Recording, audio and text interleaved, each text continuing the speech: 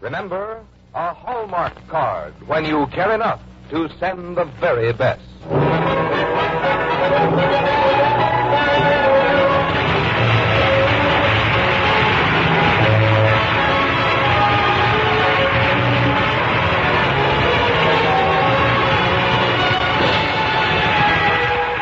Tonight, from Hollywood, the makers of Hallmark greeting cards bring you an exciting dramatization of an unforgettable story on the Hallmark Playhouse.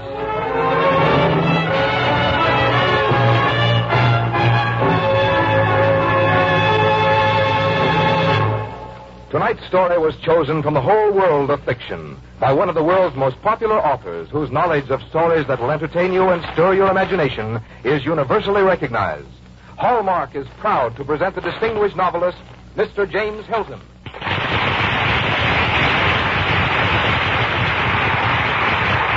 Good evening, ladies and gentlemen. Our story tonight is called Unless Love is Music by Libby Block, which we are giving for the first time on the air. It has a beguiling musical angle and a title that suggests that love is a lyric experience. Well, what happens if it isn't? Our story gives us one answer. And there's no doubt that the author has fulfilled her intention to weave an intriguing story. And that's not always easy to do, you know. I know something that helps a lot of folks fulfill their good intentions, Mr. Hilton. Yes, I'm quite sure I know what you have in mind. I'm sure you do, Mr. Hilton, and I'm sure millions of other people do, too. It's Hallmark cards, you see? Yes, Hallmark cards help make it easy to fulfill those good intentions of keeping in touch with friends on every occasion that calls for remembrance. For Hallmark cards say just what you want to say, the way you want to say it. Now, Mr. Hilton, let's see how Miss Libby Block fulfilled her good intentions.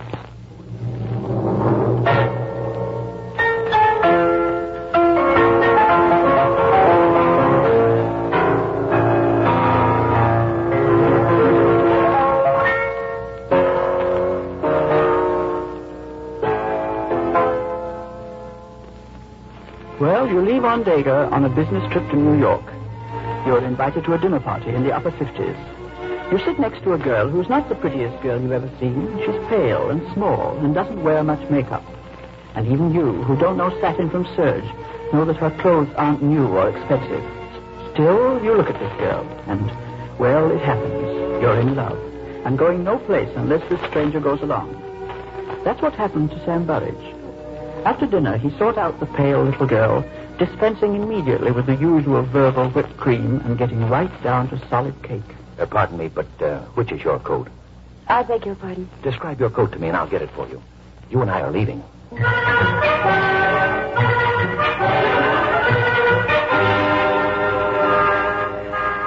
Well, where are we going? We can't just stand here on the curb giving taxi drivers false hope. Now, wait. Look, let's settle this right now. Settle what? Nothing's happened. On the contrary, something has at last happened. Now, I'll never bother you with questions.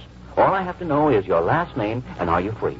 On second thought, never mind your last name. Am I free? Are you? I'm free. I want you to marry me. Marry you?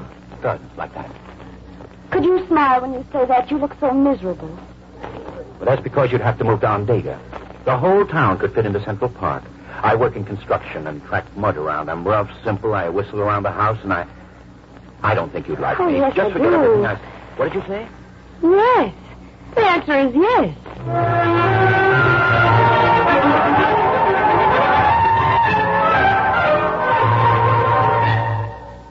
No, Mrs. Burridge, I skipped the flower in your hair. You like it just the way it is, Chloe? Mm-hmm. Simple things for you. Thank you, Chloe. Oh, and thank you for attempting that roast fillet of beef for the party tonight. I'll try anything once. I do want to make a good impression on Mr. Burridge's friend. Get our first party for them. Oh, Sam ain't worried. He's got confidence in you. Have you always called Mr. Burridge Sam? Mm-hmm. He likes it. You're very fond of him, aren't you? Who ain't fond of him? Who is exactly? Besides you, that is. The woman to watch is Mrs. Celeste Clayton. Old flame? Grass widow. Is she, pretty? Midland pretty. Clever? Talented? She paints watercolors. Talented. Afraid so. You'd do a lot for Sam, wouldn't you, Florrie? I'd even attempt a fillet of beef for him. But what can I do?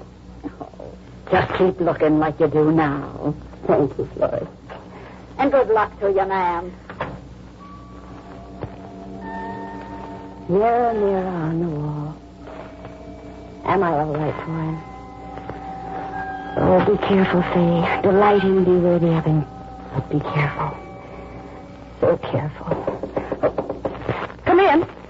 Dave, you're about... Hey. Well, don't look so shocked. But you're lovely. Well, that's like telling me my face is clean. And it is, too. Oh, Sam. You know what? What? I'm wearing the satin slippers you bought for me. They fit. Well, of course they fit. Well, how did you know the size? Rummaged around your closet for a sample shoe. Oh, Sam. Why are you so good to me? The whip I ordered from Chicago hasn't arrived yet. All right, now, downstairs you go. Am I all right for them? You'll slaughter him. I want you to be very proud of me, Sam. The carnage will be awful, I'm telling you. Why, in that dress, well, that dress ought to pose for portraits. You ought to be on a concert stage in that gown. That Why, creation... Sam, how odd of you to say that. Why? Sam, would you be surprised or pleased if I told you that I did study for the concert stage once? You? The piano. Me, too. Chopstick. No, really, Sam. A concert pianist. Well, why didn't you ever tell me? Oh, I just studied for it. I never quite made it. You just don't want to embarrass Oscar Lothahan. Oh, Sam, you mustn't give anyone the impression that Hey, look at us holding hands while our guests are waiting downstairs. A concert pianist. Oh, what do you know? Sam, please don't make anything of it. Oh, so if you've made a mistake... If you've been vain to make him proud.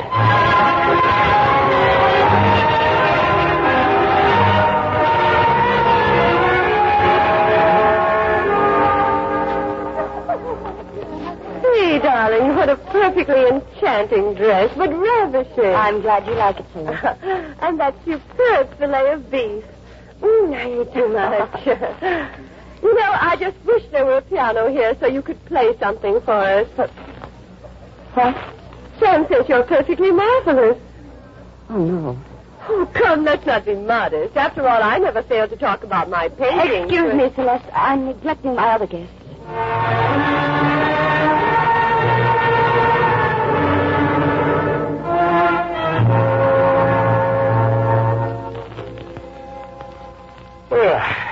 Great party. Tremendous success. I'm so glad, sir. You murdered him as predicted. Did I really? Justifiable homicide, too. Tell you how big you went over? We're invited to Doctor and Mrs. Rome's mid-January tea. Mrs. Rome? Mm-hmm. The one who runs the Andega Review every year? One. Mm-hmm. No. Lights out? Like that. Good night, Dan. Good night, Sam. Good night. Why did I do it? Why did I do it? Why did I do it?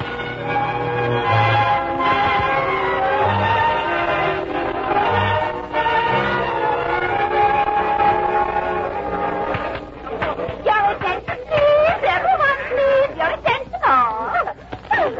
Among us, as you know, is a very talented young woman. And I know that if we all give her our full attention, she'll consent to play something for us. No, no. Let me present someone we've all come to love, Mrs. Sam Barry.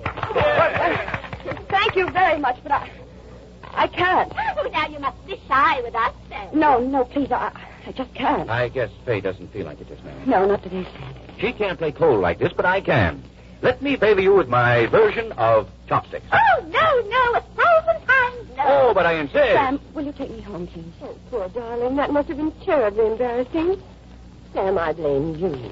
An artist needs practice, and you're very naughty not to have bought Faye a piano long before this. Now, there's an idea. Sam, take me home. All right, dear, come along. I'll get you things. Bye, Celeste. Bye-bye, children. Get out of that one, Faye. Let's see you slide out of that.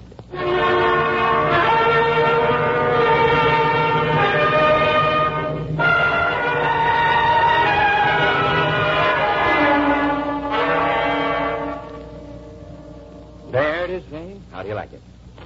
Oh, Sam. Biggest, loudest piano I could get into the living room. Had it delivered while you were downtown. You like it? Oh, it's beautiful. Yeah. I'll just sit here and relax while you play Liszt or Bach. Oh, it will need tuning. Oh, the man tuned it. Listen. You see? Go ahead, play something. I can't. Yeah? I just can't bear having anyone around when I'm out of practice, Sam. Oh, but I I'm not just anyone, am I? Sam, any artist will tell you the same thing. You know best, Faye. Look, suppose I go to the office and work late while you practice in private. Don't wait up too late for me, Faye. Piano. Beast.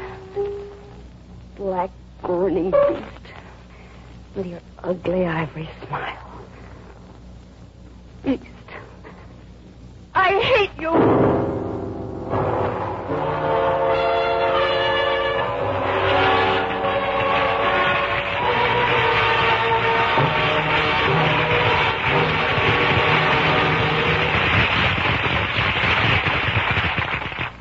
The Hallmark Playhouse is presenting Unless Love is Music, a story selected for you by James Hilton. Let's go back for a moment to the early 19th century and a quiet street in Concord, Massachusetts. It is late at night and all the houses are dark. But wait, there's the faint glow of a lamp coming from a window of that old house down the block. Inside the room that is lined with books, a thin, scholarly man sits at an old-fashioned desk, reading and making notes. Year after year he has done this, constantly reflecting and writing on the problems of everyday living. This is the man whose essays will someday win for him the title of the wisest American. And tonight he has reached a conclusion concerning one ingredient that every work of true value must have. At this point, the great Ralph Waldo Emerson looks up thoughtfully for a moment, then takes up his pen and slowly writes these 7 significant words. Nothing great was ever achieved without enthusiasm. If you could watch the folks who make Hallmark cards, you'd be impressed by the sincere enthusiasm that goes into their work. They want people to enjoy these greetings, and they spare no effort in making them warm and friendly and affectionate. You see, they're not making just cards. They're creating Hallmark cards, greeting cards that have a wonderful way of saying just what you want to say, the way you want to say it. That's why Hallmark cards are America's favorite greeting cards. So remember to look on the back of the card you intend to send. Look for those 3 identifying words, a Hallmark card, when you care enough to send the very best.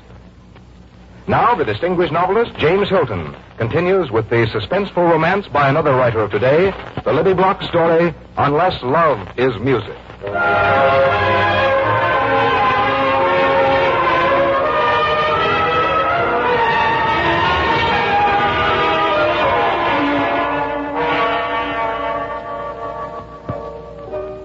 With the arrival of that mischievous piano in the Burridge home came a curious cooling in Sam Burridge's attitude towards his wife. Or perhaps Faye, in her distraught mental state, merely imagined it. It remained for a new crisis to bring matters more into the open. In April, plans were underway for the Ondega Review. Celeste, being husbandless and free, contrived to be chosen as chief talent scout for the show. And who would be the first on her list, of course, but her natural prey, Faye Burridge. Hello? Say, darling, this is Celeste. How are you, dear? Very well, Celeste. How are you? Bouncing, darling. And I'm glad you're the same, because we want you to play for the Ondega Review in June. Oh, no, that's impossible. Oh, but, darling... I'm sorry, Celeste. I'm much too busy. Busy? With your help and without children? My dear. Goodbye, Celeste. Why don't they leave me alone? Why doesn't she leave me alone?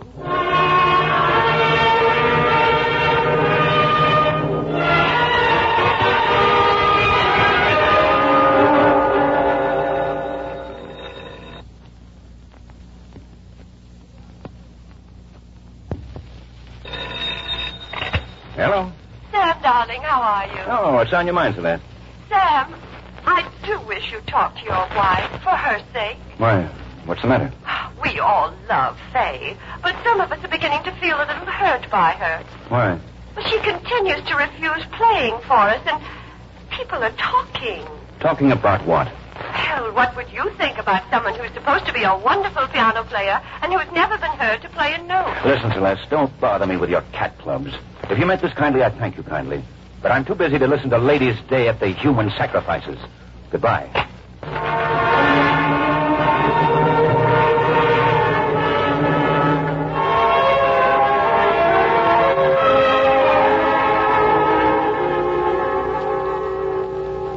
Faye, I want to ask a favor of you.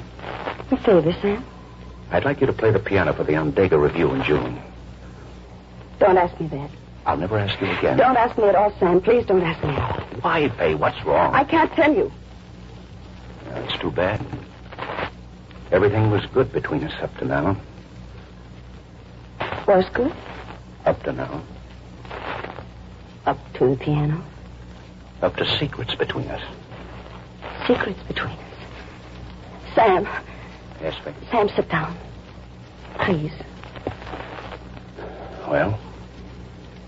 Before we were married, you didn't want to know anything about me, not even my name. Remember?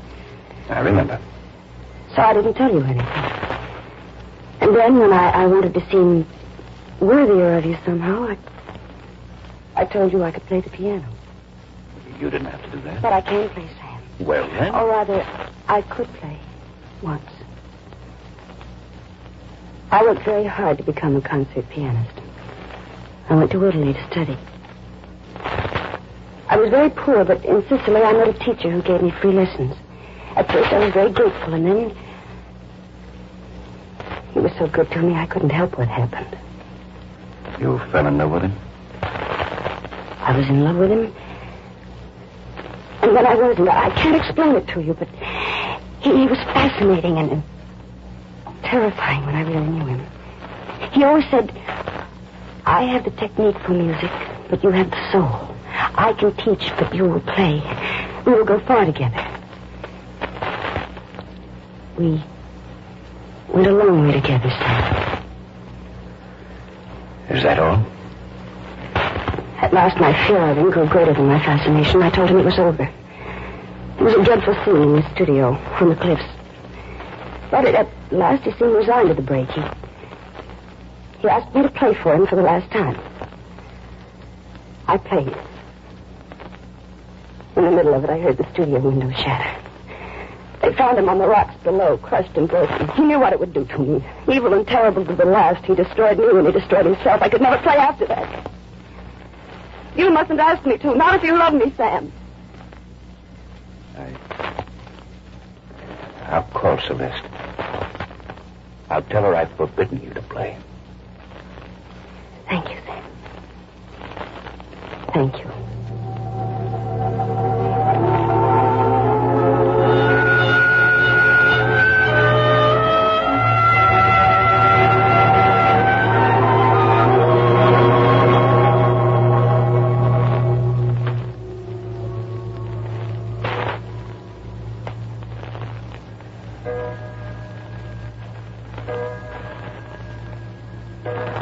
O'clock. Sam is still awake. He's as kind, as gentle as ever. But in the dead of night, he lies awake, brooding, smoldering, hating my past, despising me in his secret heart. And tomorrow we must go to that horrible review and laugh and applaud as though we were the happy, gay Mr. and Mrs. Sam Burridge as of old. As of old.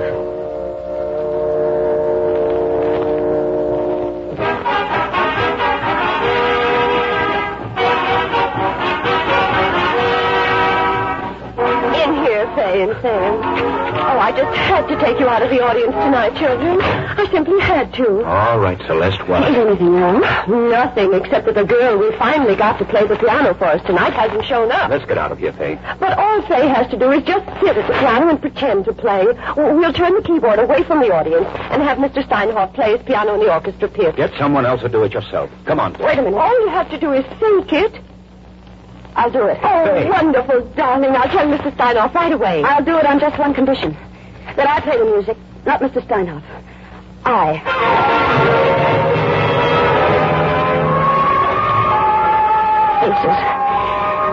Faces over the footlights waiting for me to play.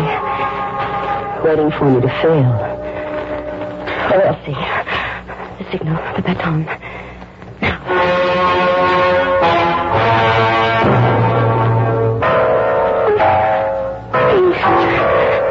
Black, grinning face, I can't do it. I can't.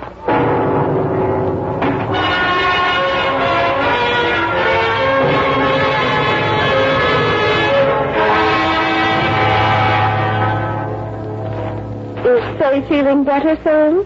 Florrie and I put her to bed. She's resting upstairs. I confess I'm bewildered. Are you, Celeste? Why, if she can't play, would she go out on that stage tonight as she did? It's my conviction, Celeste, that Faye went out there tonight because she could play once.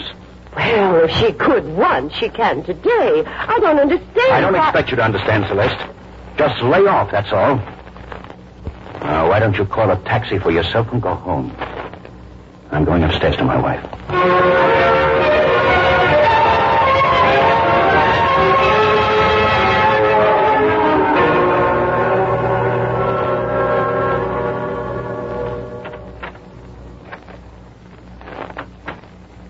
Hey. I'm awake. How's it going, Burge? Pretty good, Burge. Be like talking a little? I'm all right. I mean about tonight. And everything. Go ahead. You did think you might be able to play tonight, didn't you? I was heartily sick and tired of the sneers and innuendos of Celeste and some of the others. Yes, I thought I could play. Don't be better. I had nothing to lose tonight by playing, and I did have something to gain. I'd lost you, yes. Lost so me? At least I could try to break down that thing in my mind and soul that's kept me from playing. At least I've had my music again. But I failed. I failed. Lost me? Faye, if you think you alienated me by that story about your music... You know I did. That's unthinkable. You wouldn't have said you could play unless you could. And when you persistently avoided playing, I knew there had to be a reason. Something deeply rooted in your being. When you told me the reason, I was fully prepared for it. Then why did you brood? Why did it alienate you? It didn't. Sam, you've been distant, cold, preoccupied. No, Faye. I was troubled, but not with jealousy. Because if you could play and didn't, something that you treasured as a part of you was lost to you and to me. Sam, is that what you really feel? I felt it for a long time without knowing what to do about it. It's something you must have or die. Oh, no, Sam. I think so. Oh, no, I don't care, Sam. I just want you. I just want you to love me, and I don't care about the other. I don't, Sam, I don't. So be it, Faye. So be it. Kiss me? That can be arranged. So, now go to sleep. Good night, darling. Sleep. He loves me. He doesn't care about what happened long ago. He wants me to play again for my sake. Oh, sing, Faye. Awake and sing. Sam loves me. And I love Sam.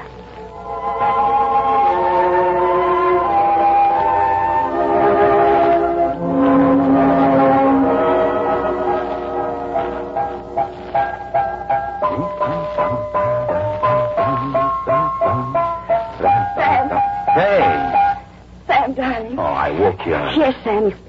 You woke me up. Let me sit beside you. Faye. Let me sit at the piano. Faye, you tried once. Then I'll try again. I don't want you to be hurt. Let me try. Please let me try. Now, what shall it be? Let me try this.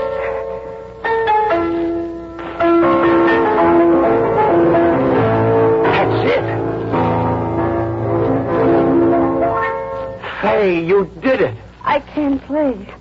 I can play.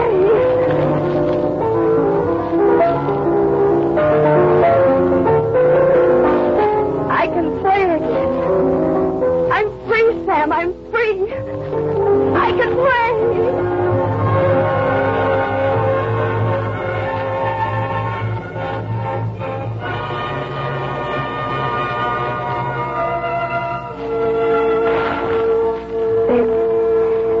There was a high wall built around my spirit, Sam.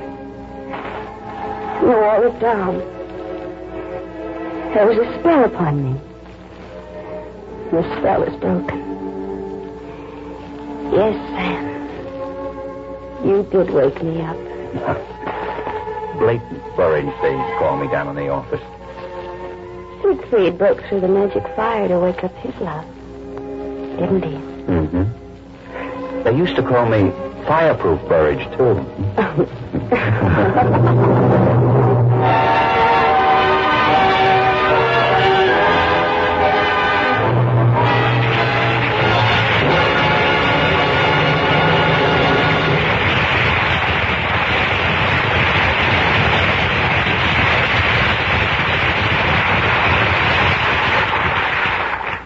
Well, ladies and gentlemen, our story tonight certainly did present an interesting problem, and one made especially attractive because of its background of music. As you can imagine, our musical director, Lynn Murray, had quite a field day over it, and Milton Geiger wrote an excellent adaptation. I think you'd also like to know that Fay and Sam Burridge were played by Joan Banks and Bill Johnstone, and our cast included Bea Benaderet and Eleanor Audley.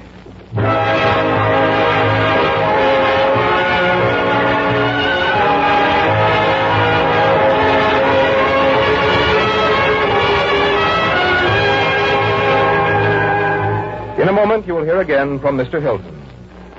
Have you heard about the new Hallmark Doll Collector's Album? Children are going to have more fun than ever collecting Hallmark dolls now that there's a lovely new album to put them in. It gives you a new and inexpensive way to make some child very happy. And during this introductory period, the album is only 25 cents when you buy one or more of the Hallmark dolls. You'd expect the album alone to be worth $1, but you can give your little boy or girl or some little friend the Hallmark Doll Collector's Album with 3 beautiful Hallmark dolls in it to start a collection for only $1.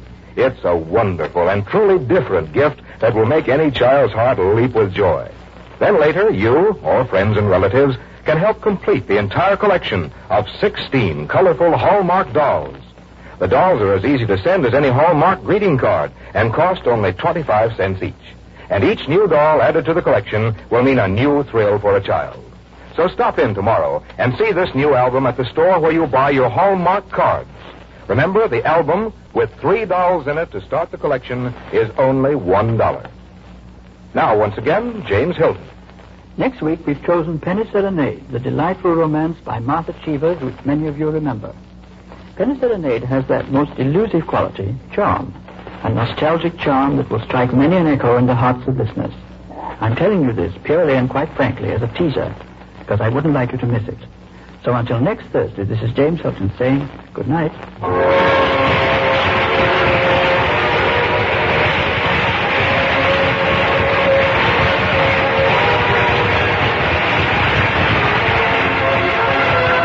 To be doubly sure of the finest quality, always look on the back of your cards for those 3 identifying words, a Hallmark card. Hallmark cards are sold only in stores that have been carefully selected to give you expert and friendly service. Remember, Hallmark cards when you care enough to send the very best. Now, this is Frank Goss saying good night to you all until next week at the same time when James Hilton, author of such absorbing stories as Lost Horizon and So Well Remembered, will return with his story selection for next week. The unforgettable love story, Penny Serenade.